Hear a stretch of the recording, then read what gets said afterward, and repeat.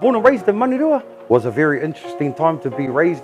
The glamorization that was portrayed to me around being a thug. I'm not proud of a lot of things I exposed my son to growing up, breaking the law, committing crimes on a regular basis, deeply entrenched with the club, bouncing from trap house to trap house, and we actually endured homelessness.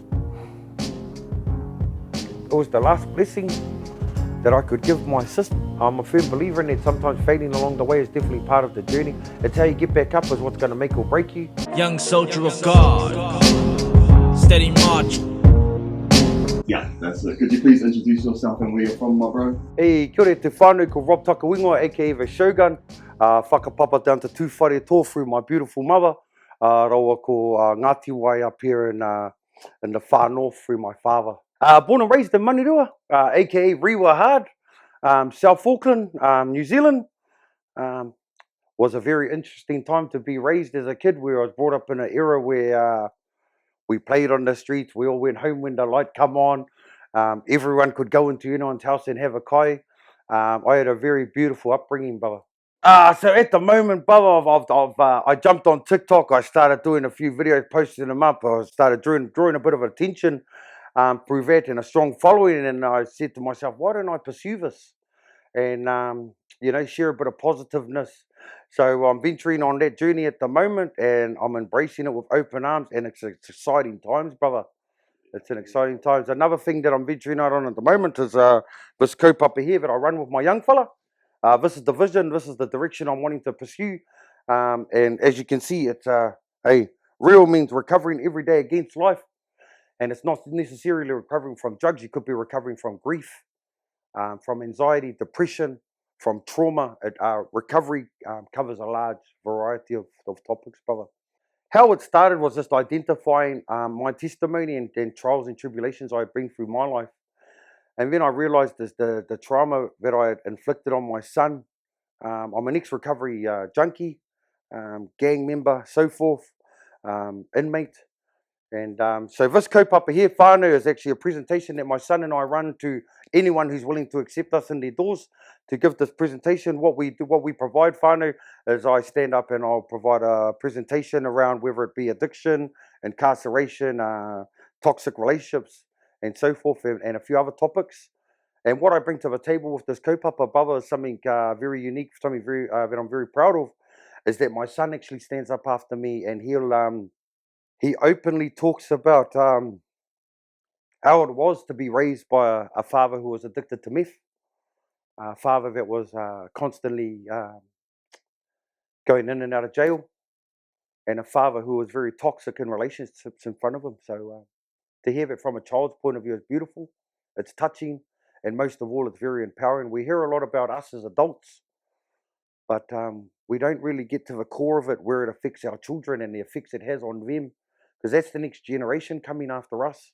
And sometimes we don't take heed to their opinions and views on things. So it's very important for me to get that cope up out there, brother.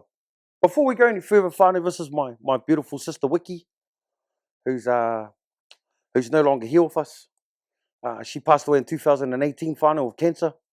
And this is my mother, who passed away a couple of years after her. I think it was 2022. The TikTok thing started from my beautiful sister Wiki, from her daughter Christina. She always said to me my whole life, "Oh, uncle, you're a crack up. You should be a stand-up comedian."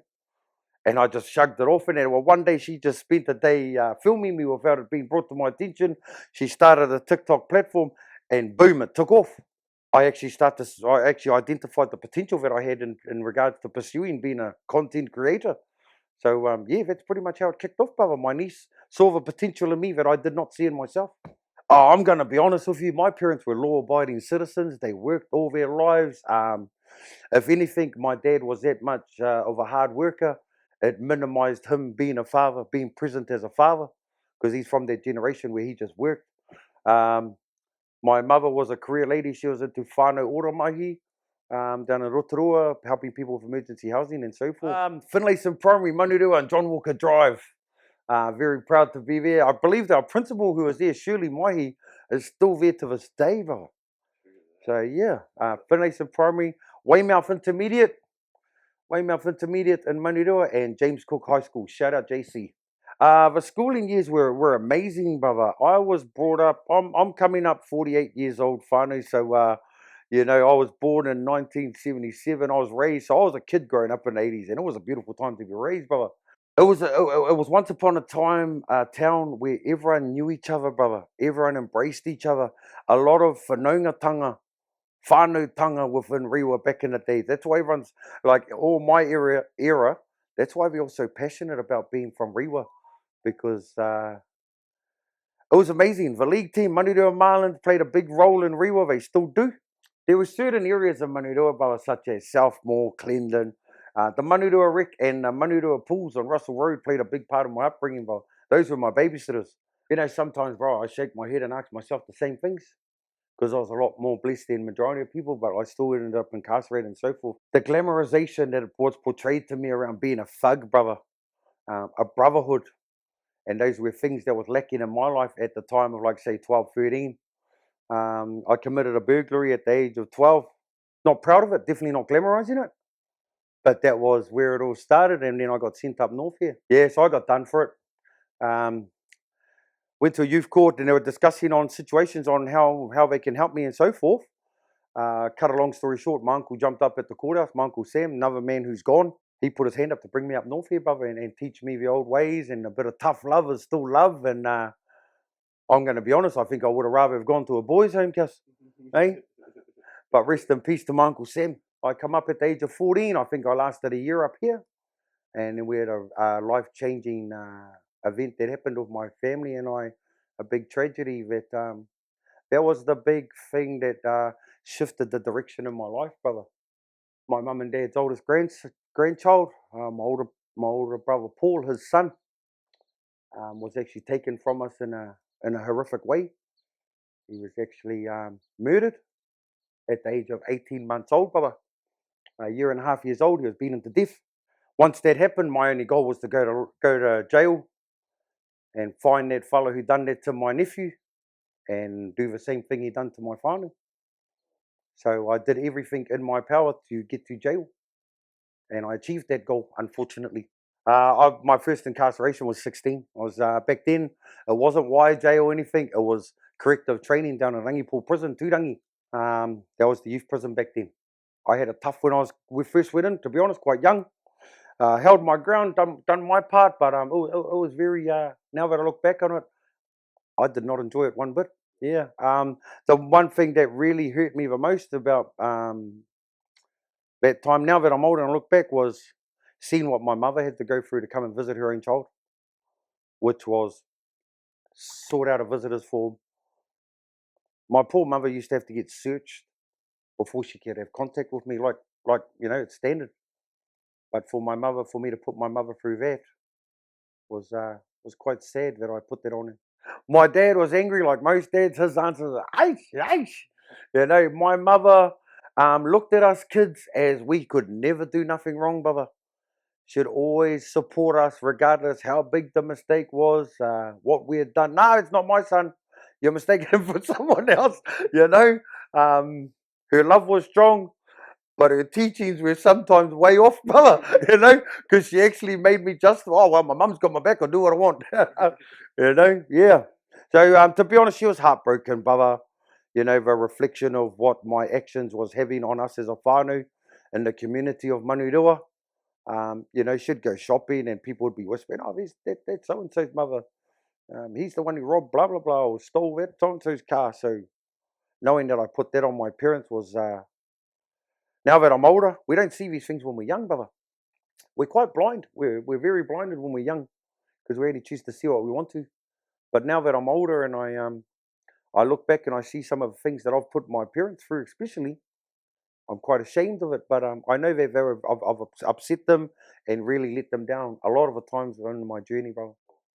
Drugs was a coping mechanism for me when I was young. I was lacking a bit of attention in the home. So I occupied my time with recreational use of drugs. Started off with marijuana, next minute LSD, dropping a few E's, then we're going on to lines, and then eventually ended up being a qualified meth addict. My first experience with meth here in New Zealand was back in 2000. 2001, I'd just been released from my second leg. It was intimidating, brother. I put on this facade like, yeah, this is me. But then at night when I was in my cell and the doors were closed, I was like, oh, bro, what am I up to? I did not like it, brother. I met a lot of good people. And the night I got home, my family put on this big celebration, brother, like I'd graduated college. I had an older cousin at the time, and he was you know, moving a bit of meth around Auckland at the time, and he gave me a go, and shucks, there was no looking back. I loved it. Well, back then it wasn't cut, bro. For starters, I don't know what people out there smoking these days, brother, but back then, hey, because let's be honest, it started off with the name P because it was called Pure here in NZ. Well, it's definitely not pure anymore, but the way that it used to make me feel back then was amazing at the time. I got to remember, I'm like 22, 23 years old at this stage, and to feel that way at that age is just like you just want more and more and more. I'm going to be honest with you, brother Dave. Though I was more addicted to the lifestyle than the actual using and the addiction. One thing I clicked onto early is, bro, if you've got meth, people will do whatever they want for you. Junkies, and I at the time I fed on that. I uh, I love having the power over people, whether it be a woman or a man, just because I had a bag, you know. So yeah, it corrupted the streets in the fact where it encouraged people to be as dishonest and manipulative as possible, which is yeah, it comes with the lifestyle. Once you become a meth user, you become a dishonest person, and it actually happens slowly, and you don't even realize that it's having that effect on you until you're in that hole, until you're deep in that trench. It led to a lot of police search warrants where the cops were coming into the home, cuffing me in front of my kids. Where else did it lead to? Um, Being disconnected from my family due to me being a solid user. They didn't want to be around me. I didn't have access to my nieces and nephews because my siblings didn't want me to see their children because I was under the influence. Yeah, it's quite sad now that I look back at it. But at the time, I didn't care whether they wanted to see me or not, bro. All I was worried about was what I wanted. I didn't really care what my family wanted of me. All I know was what I wanted of me, and that's all I chased. If anything, our crew was our league team, which was Money to a Marlins, brother. My main sport was actually basketball, and actually skateboarding. I was actually quite good at those sports, but all the bros played league. So I went and played league, not knowing anything about the sport, and that was our circle, was my league brothers. And that's one of the strong highlights of Rewa, is the effects that Manurua Marlins League Club has on the community. You know, and it goes way back in the early '80s. That I can vouch for because that's when I was a part of it. You know, to be around fellas, I think so much talent, but we all got to an age where we were old enough to go into wholesalers, and we found out where the tinny shops were, and we went there instead of going to training, brother. And a lot of our bros actually missed out on professional careers after that, unfortunately. But that's a social part of league. You know, it's been around since the beginning of time. When there's someone playing on the field, you're going to see one uncle or one father on the sideline with a beer in his hand supporting. You know, so it's part of the culture of league here in New Zealand. When I had my first kid, I was actually going to jail. I was 17, 18. A girl that I had a one night stand with actually reached out to me and told me that she was having my kid, and I actually denied it at first. And I said, no, it's not my kid. And yeah, it was, I'm very embarrassed on how I dealt with the situation as a young man at that time, brother. I was chasing a lifestyle that I found glamorous. I was trying to be a gangster, trying to jump on board with a gang, trying to be accepted in those kind of circles. The fix that losing our nephew, my nephew Compton, the way that we did, it played a big role in the way the dynamics of our family and the way that it shifted and went. And it was still affecting me in my 20s real bad. So I was just out there breaking the law, committing crimes on a regular basis, and just trying to be the baddest, whether it be a car thief, a gangster, whatever, that I could be at that time. 30s was a real toxic time in regards to relationships. Ended up down in Taupo for a while. In two whareto, my mother and them were papa kainga down there on our whenua down there in two whareto. And my son and I were down there. He did his intermediate and high school years down in Taupo. And it was just him and I living down there in a shack with no insulation, no power, no running water. but it taught us a lot of values in regards to appreciation in life. And we lasted down there for like eight years, brother. So I was incarcerated in 2016. I met a man in there who was a hierarchy,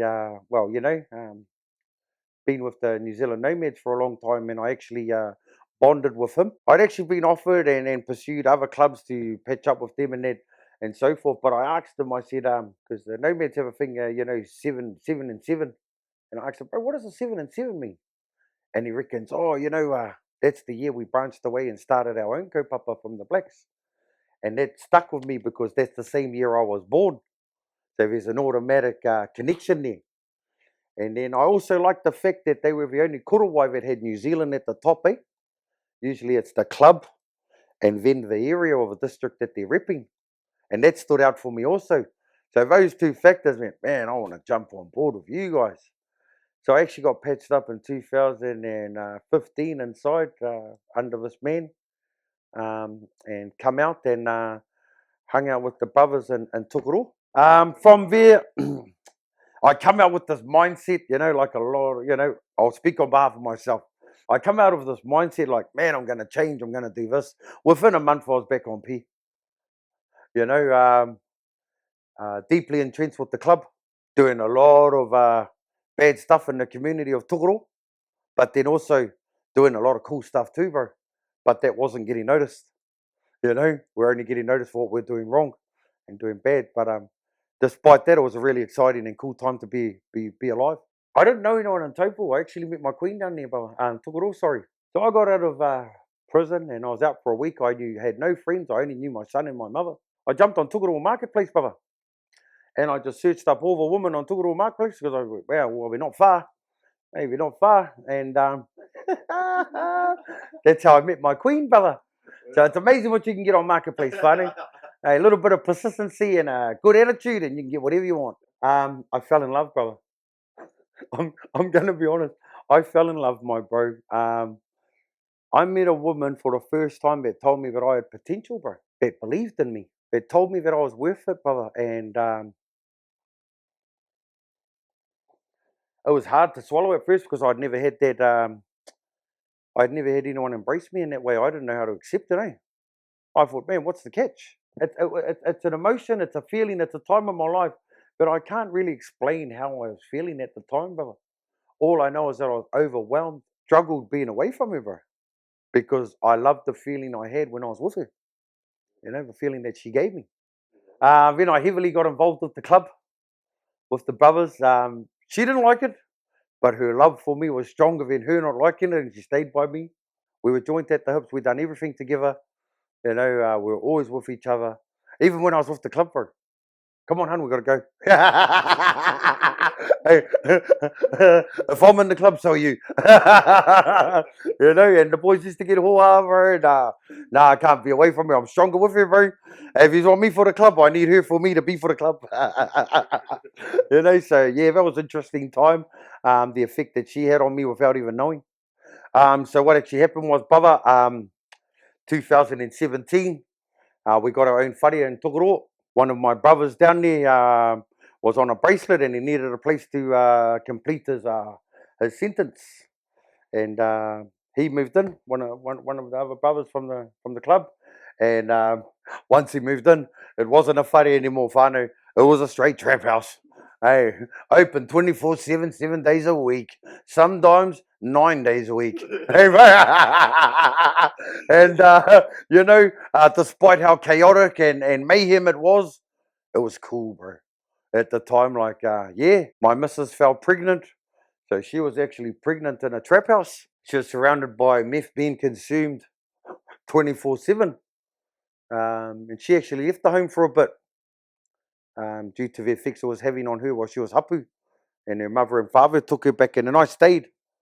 And then she gave birth to our daughter, our beautiful boo-boo, my little cookie girl, Nevea, named after my sister Wiki. That's her there in her photo of her auntie. My daughter was born in September 2018. My sister passed away a few months later in December 2018 of cancer. Um, it was the last blessing that I could give my sister to name my daughter after her. My sister was, like I said, being battered, bro, by this ugly thing, this terminal cancer that she was diagnosed with. Her energy levels were low, brother.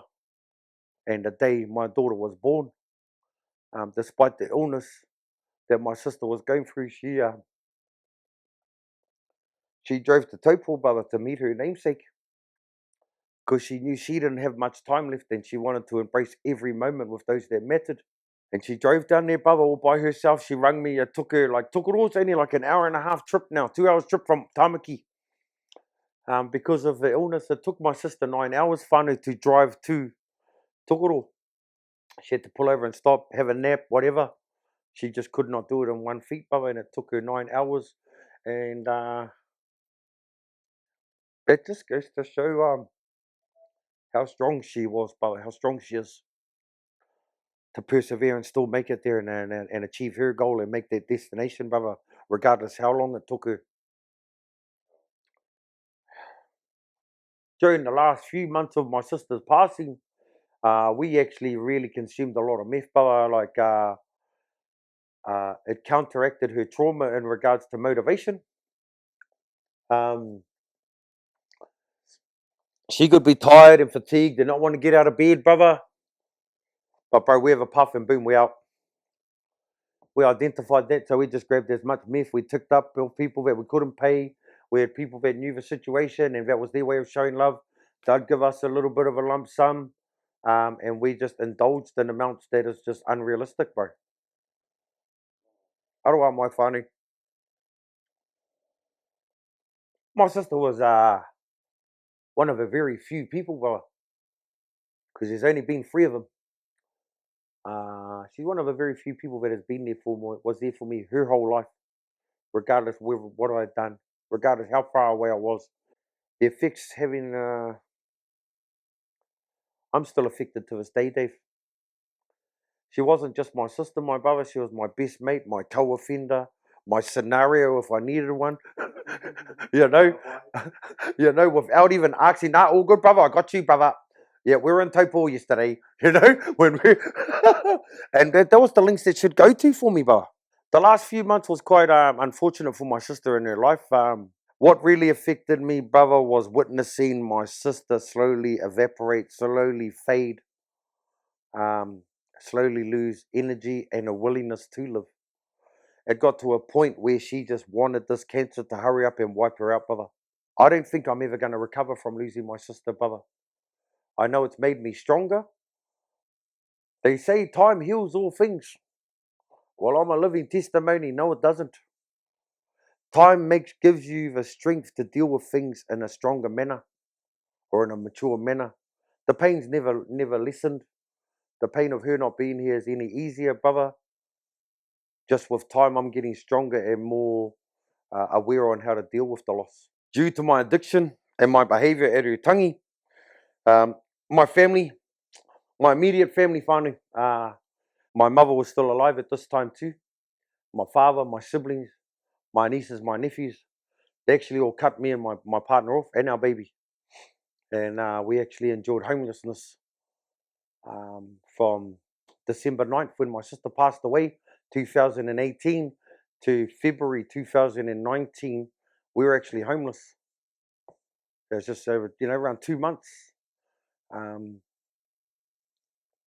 Bouncing from trap house to trap house. We had some beautiful whānau that opened up their doors to us at that time. I'd like to do a shout out at this time, if that's okay, my brother. To my brother Arthur Pōpata and his beautiful wife, kia orana, Jazel. They took us in, brother. They already had another whānau living with them. They had taken them in too. And they took me and my partner and my daughter in and put a roof over our heads for a short time. And then I moved on from Rewa to West Auckland to a cousin who ended up in a mental ward. And she needed assistance with her mental well-being. Sorry, whānau is the proper way to say it. and she ended up in a ward for that in Henderson Hospital. And then from there, we ended up on the streets of Auckland. My partner and I were on there for, I believe it was 2 to 3 weeks. Bouncing around Aotea Square, Albert Park, Auckland Domain, for places to sleep, brother. You've got to remember that at this time, you know, our daughter's only 3 to 4 months old. Her bedroom was a backpack that I'd cut a little hole in. I'd wear a backpack this way and have a hole in it where she could pop her head out. But I'm nursing her, and that was her room, brother. That was her bedroom. And I'd have a backpack on with her and I's clothes and I's blankets. And my queen would have her belongings on it and cleaning items and so forth. So to be honest, brother, my heart, because my life was so empty and dark, my mind become negative and ignorant and stubborn. So I didn't care about anyone or anything, because no one or anything cared about us. It darkened my heart immensely, brother. I had a cousin from up here in Whangarei who had been watching me since I had lost my sister, and she could see what I was going through. And she drove all the way to Auckland, brother.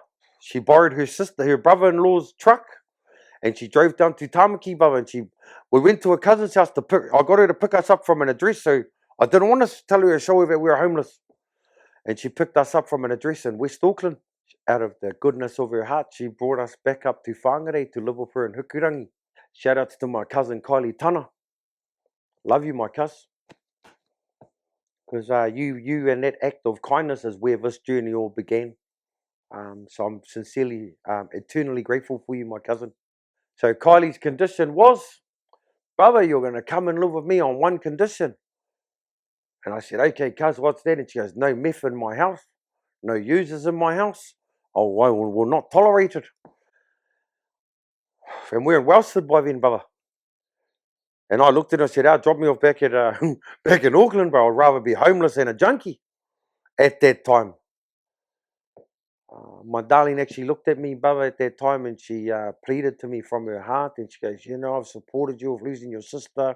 I've done all of this. I can't do this anymore. She goes, yeah, this is my last option. If we're not going to take this option, she's got no other option to move back to Tokoro with her mother and father. Her parents always had her back as long as I wasn't with her. You know, they were willing to take her back. I will acknowledge that with her parents, but her love for me kept her with me. So that was a tough decision for me, although it wouldn't be tough now. But at the time, I did not want to be sober. I wasn't ready. I wasn't willing. We moved in, brother. I acknowledged the blessing that I had received of having a whare over my house, over my head, a house for my missus and my daughter. I was introduced to a kaupapa called Man Up, brother, through my Uncle Sam, and that sort of gave me a few tools to put in my kit to help me deal with recovery and getting off meth. But I'm really grateful to say that I'm a qualified graduate who's come out of Man Up despite how the media portrays that kaupapa or that ropu on how they conduct themselves. I'm really grateful for inheriting the tools from them for me to be mindful of my decision making and the effects it has on me and my life, but most of all my whānau. I really, really loved it, bro, being a part of it. The one thing I will say it did for me also, it planted a seed in me in regards to forming a relationship with our Heavenly Father and embracing Him into my heart and into my life. And it's been an up and down journey since then, brother. Hey, 1 minute I'm praising God, the next minute I'm looking for a bag. You know, I'm going to be honest, I have lapsed along the way. You know, I have fallen off along the way as recently as 5 months ago. I'm human. And that's why I wear the shirt, whānau, because we're recovering every day. It's a life journey. It's not a seasonal thing. Just when you think you've got it on point, the adversary will jump in your head and tell you, bro, you're doing well. You deserve a path. You know? And me and my dopey head listen to that kōrero and boom. I've relapsed. I have triggers, whānau, that I've just identified in the last few months also. You know, like when there's times when it's my sister's birthday or the anniversary of her passing, I sort of lose it, bro. I fall off the tracks. I go off the rails every now and again. I don't know if anyone else experiences that in grief, but yeah, it's something that I'm battling with at the moment, brother. So my cousin allowed us to put a cabin on her home. I had a few things hanging over me in the courts, brother. I had a few things hanging over me in the courts, me warrants and so forth, a few fines. So we went to the courts and sorted that out. I had to do, I think it was 9 or 10 months home D at her whare, and she allowed that, brother. I got employment straight from getting off the bracelet. I got employment out at Marsden Point as a labourer, pretty much a machine operator, a labourer. I ended up putting a post online seeking out for a house, and I had a beautiful man that saw my post and was watching my journey, and he actually had a house sitting there doing nothing, brother. So he moved us into that. That was our first home. That was here in Whangarei, up in the Avs area, because it was always me and Victoria and my boy Denham and Nevea. Since then, gained custody of my daughter Unique, and she's now in Whangarei. And that's probably the most rewarding part of the journey, brother, is the relationships that I'm able to reconnect and make up for with my children that I've lost so much time with. You know, you got to remember, we moved up here with a rubbish bag full of clothes. We had no running vehicle. That was the last act my mother did for, and she done it not for me, bro. She done it for her mokoe, you know, and just blessings, brother. But these are rewards of hard work and persistency and perseverance, brother. And you know, like I said, I've relapsed along the way, brother Dave and whānau, but you know, to be sincerely honest, failing is actually part of the journey. It determines on how we come back from those failures is what will make or break us. So, and there's times where I wanted to tap out and just go back to the life, but then I pick up my daughter, brother, and I hug her. I look at my darling and I think how far we've come. They took off, bro. I did a video. My niece did a video of me, and it hit like 300,000 views in 48 hours. And I thought, who the heck would watch me? You know, and then she kept ringing me, Unks, this post is going off. She come down, she fooled in some more.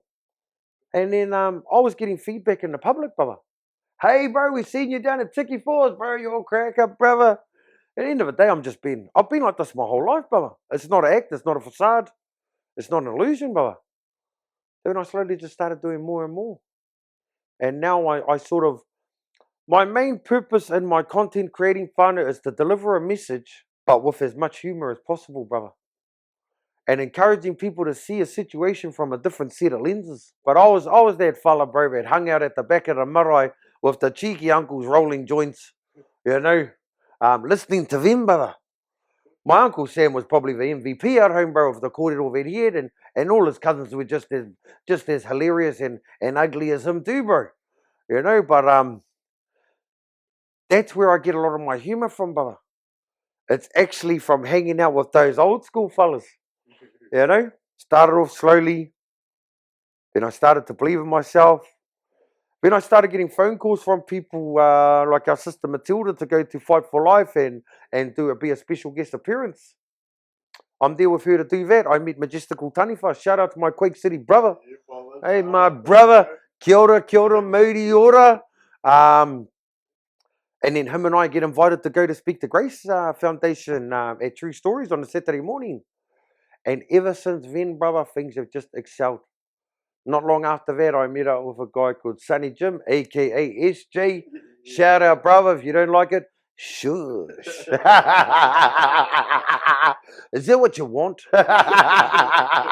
So I'm breaking down doors, brother, and I'm rubbing shoulders with people where I actually feel that this content creating has led me to a path where it would be rude of me not to pursue, bro. Not everyone's going to agree with my kōrero, not everyone's going to love me. You're going to get haters in that, but I'm willing to embrace all of that with it, brother. It's part and parcel. You know, I've met a lot of people that have like hit me up on how I've done it, and you know, a lot of it comes down to failing along the way, whānau. I'm a firm believer in that. Sometimes failing along the way is definitely part of the journey. It's how you get back up is what's going to make or break you. For me, I'm mindful of who I surround myself. You know, that's a big key in it too. Be mindful of who you associate with. You know, you become who you surround yourself with. That's in regards to moving forward. I've got to do some shout out to my brother. I've got a brother, Finley, here in Whangarei, who's been a big part of my recovery journey, brother. When I've fallen off or whatever, you know, you need that fella that won't put up with your bullshit, funny. Sorry for the language, Dave. You know, you need fellas there that'll set you straight when you're playing up. And this brother Finn has done that for me my whole time with him, brother. I only reconnected with him just over a year ago. So I sincerely want to give a big mihi and a big shout out to my brother Finley, my kids, my bro, my son Denham there, brother. I put him on that side so he's by my heart, brother. I'm not proud of a lot of things I exposed my son to growing up, brother, but I'm proud to be his father, my bro. This is a young 22-year-old Dave who's never committed a crime, who's never stood before a judge. It's funny, brother. I had a fella tell me the other week, bro, your son's nothing like you. And I looked at him and I said, bro, what's the problem with that, brother? You know, and he was like mocking me for it, And I said to him, brother, as a father, that's all I actually want for him, brother. I don't want him to be anything like me. I want him to be more than me because, you know, that's my goal for my kids. My son has been there for me from the beginning, my bro. He's my best mate, brother.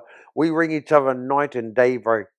You know, he's so proud of me on this journey. Shout outs to you, my son Denham, aka D-Mac, aka Little Shogun. Love you, my boy. And it's not that I'm leaving out my other kids. I'm acknowledging all of them at this time. But lastly, I sincerely wanted to acknowledge my little girl Nevaeh, my bro. My little boo-boo, my little cookie girl and her mother. I truly would not be in the space that I'm in now, whānau, without them in my life and in my heart. The debt that I'm owing them is, bro, I owe it to them to succeed for us as a whānau, brother. And that's my goal. Thank you so much for taking the time out of your life to come and spread and motivate my journey, share it with the world, share my kaupapa that I'm venturing out into. So, hey, if you want a presentation from me and my boy, reach out to Dave. He'll get hold of me or come straight to me, however you want to do it. But, yeah, we're willing to go. We're not just minimising our district to Te Tai Tokerau or Te Tāmaki. Brother, if you'll pay for me to fly to Christchurch, I'll come down there too, cousin. Hey, anywhere. Wanaka, anywhere, bro. Just not outside NZ. I can't get a passport, funny. Hey, but thank you so much, brother. Like I said, look forward to the future. But lastly, brother, all glory to our Savior, Jesus Christ, and our Heavenly Father. I get down on my knees and pray a lot more frequently. It's still a thing in my life that I'm focusing on too, whānau. All glory to God, baby. Much love, whānau. Kia ora. Oh, bro. She's going to laugh. So my darling actually called me Shogun a while ago, and a few years ago when we were back in Tukuroa, she changed my name on TikTok to Robb Shogun Howe. And the reason why she called me Shogun is because I was yarning with them, and because I'm actually a qualified diving instructor, bro. Done it through our brother Jerry Greenland up here years ago, brother. Was part of his first kaupapa. And at the time, I was also working in a meatworks, brother, in Bennydown, and I become a bit of an A-grade boner. Then I play a bit of league, a bit of basketball, a bit of skateboarding. And I'm telling her all these things. Oh, you're like the Shogun, bro. You can do it all, you know. And it just stuck, brother. So that's how I got that name for Shogun. And that's the name we're sticking with, brother. On my headstone, when my time is up, I don't want Robert Dwayne Howe. Hey, we want the Shogun. Hey, and it's the Shogun too. Kia ora. Yeah.